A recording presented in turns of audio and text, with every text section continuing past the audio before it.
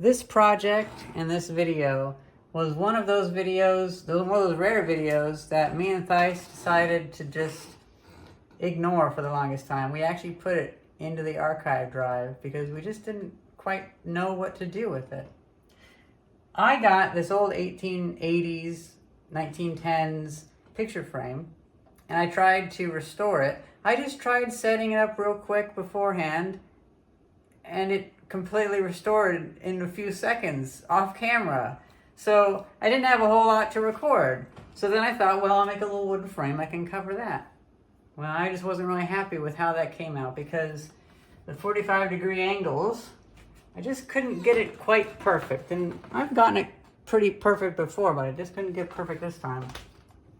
And so the video files just sat there until I just got annoyed with it and decided to not make any video of it. Several months later, now I see the story of this video. So this is the video of when I actually, and you won't know it from the video, when I actually got really obsessed with getting good 45-degree angle cuts on things. And it just finally culminated in me finally trying different methods, making different picture frames, and I just bought myself an old antique cast iron trim, a 45-degree angle miter trim guillotine cutter, whatever you might call it, and I'm going to be restoring it. So that's what this video ended up being about. This was my video where I finally just had enough with 44 and 46-degree angles. I hope you enjoy it. My friend at the silver and gold shop keeps selling me these antique picture frames that come in. Some of them actually are silver, but some of them, like this one, which I'm going to be restoring in this video, is only silver plated, and he can't do a whole lot with that. Meanwhile, it is nice looking. I looked at the back, and I believe it says it's EGW, or EGW and Son, something like that. It's this company. I suck at reading Fractor. It's not actually a German brand, though, despite them using Fractor. It's a New York brand, and this was made between 1886 and 1926, judging by the logo. Now, I jumped the gun a little bit, and I had anticipated that I would use electrolysis to clean this silver. It originally looked like this, and I decided I haven't done electrolysis to clean metal in a very long time, and I don't know for sure how to work with silver, so I put together a very quick little electrolysis bath in our bathroom. And I just put a little bit of power through it for about 5 or 10 minutes, and it looked like it was still pretty dark.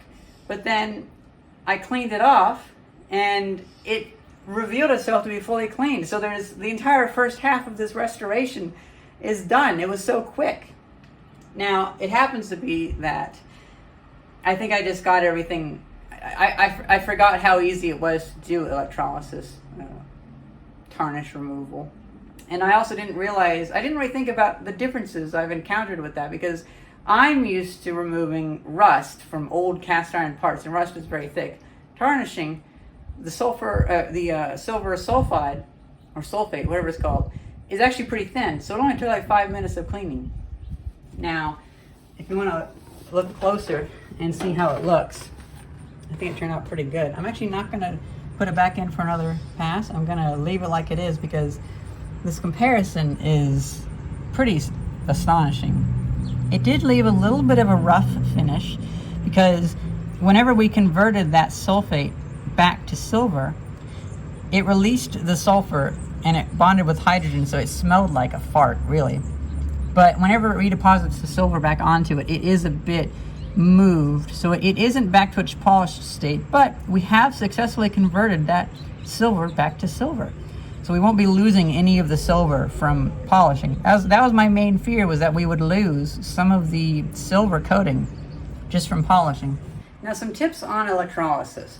I happen to have a power supply from an old printer that was 34 volts, and that's actually a pretty good voltage for electrolysis. You can do it at 6 volts, 12 volts, whatever. It's just a higher voltage allows it to where you don't need to add salt or Epsom salt to the mix. The more salt or Epsom salt you add to the electrolysis bath, the more localized the cleaning will be. I ran into this issue, at least it seems like this is the issue, where if you have, as I did, a bar that is the positive connection and the negative connection goes to what you want to save, the sacrificial bar, the more salt you add to it, it'll go from cleaning the whole thing to cleaning the shortest distance. And well, I wanted to clean the whole thing, so I didn't want to add any salt or any conductivity to the water. I just wanted it to slowly cook for like 10 minutes. And it didn't have hardly any bubbling, but it did have a bit of bubbling that I realized was hydrogen sulfide because of the smell. It smelled like rotten eggs. And that's whenever I remembered, oh right, it's sulfur alone. It's not like sulfur and oxygen, it's just sulfur that's in it.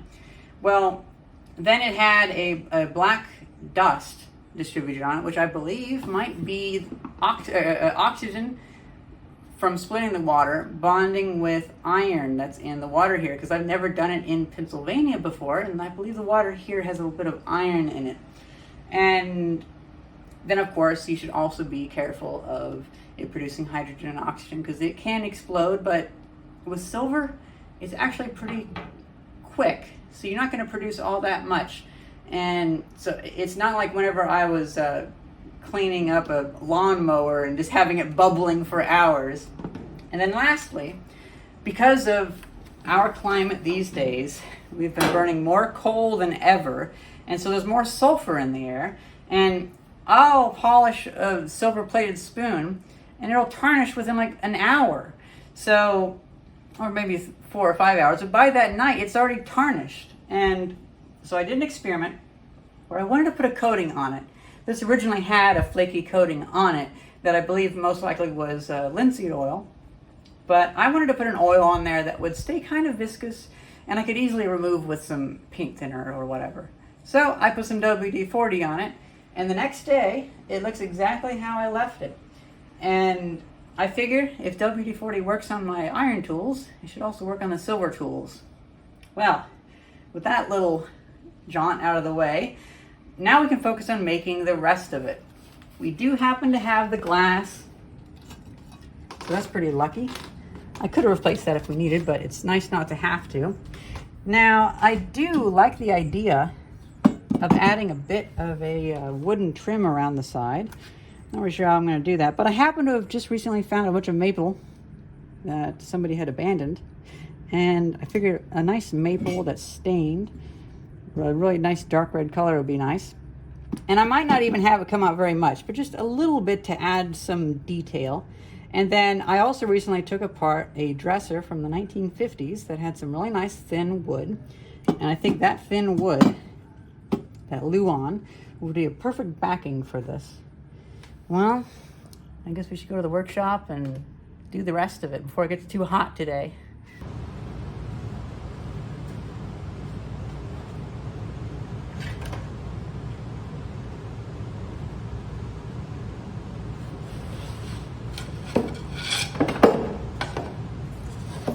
It looks like whoever had this cabinet before me, before I tore it apart, left one of the doors open and just spilled wax on it. Or maybe it got too hot with a candle in there, because there's just wax everywhere.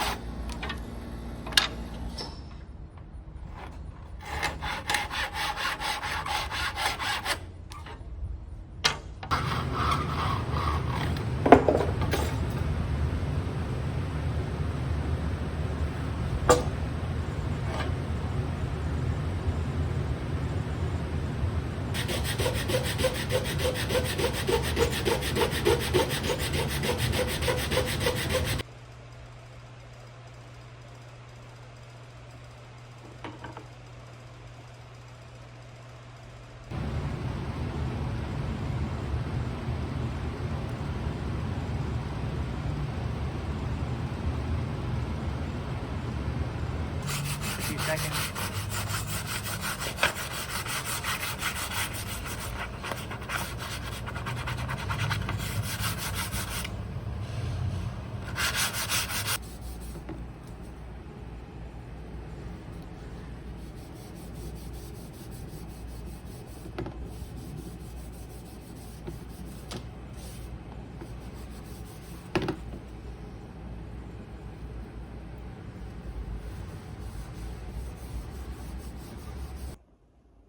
And here we are, back at the end of the video, just after filming the intro, because this has been sitting here for months. I just didn't feel that the video was that interesting. And, you know, years ago, I would have been able to make a video where I just did something and that was enough of the story. But now I feel like I want to do a little, something more.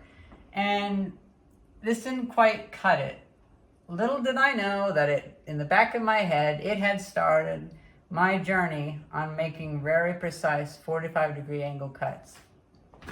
I eventually started making other picture frames.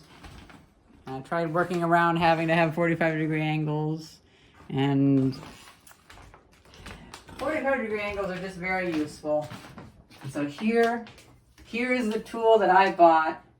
It's a, what is it, a Putter-Tuck or whatever the brand name is. It's like an old 1920s 45-degree angle trim cutter. And that'll be the next video. It's kind of interesting because sometimes, normally a project goes somewhere, and it's rare for me to not know where it goes. And I just didn't even think about how I threw this video away and didn't even look at it. And meanwhile, I was all like thinking of ways like, how can I do 45 degrees and stuff like that? Well, it's just, it made me respect buying a proper tool for it. Even if it's a rusty one, I got a good deal on it. And that'll be the next video. I hope you guys enjoy this video. And thank you very much for watching. See ya.